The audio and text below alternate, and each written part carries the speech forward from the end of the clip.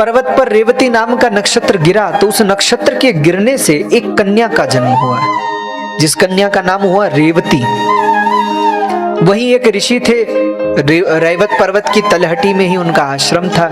उन ऋषि का नाम था ऋषि प्रमुच। प्रमुच मुनि ने जब एक आकाश से भयंकर बिजली को गिरते हुए देखा तो वो वहां गए कि ये क्या हुआ। तो देखने गए तो देखा कि वहां एक कन्या पड़ी है।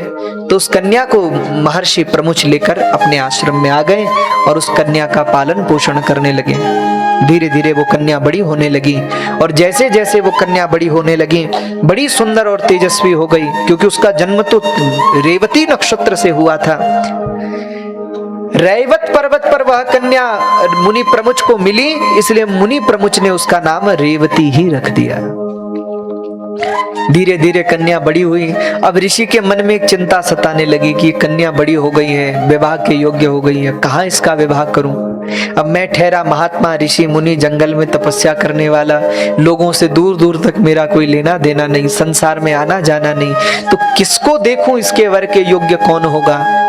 तब मुनि प्रमुच यज्ञशाला में गए, यज्ञ करने लगे और यज्ञ करते हुए उन्होंने भगवान अग्निदेव से पूछा, हे अग्निदेव, आपको सब जातवेद कहते हैं, यानी जो संपूर्ण ज्ञान को धारण करने वाले हैं, इसलिए हे जातवेद आप ही बताइए मैं अपनी बेटी का विवाह किससे करूं।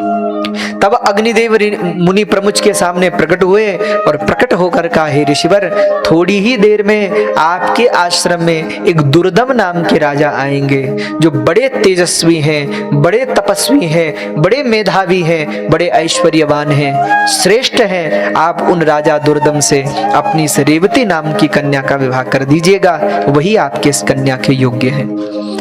तब ऋषि बड़े प्रसन्न हुए।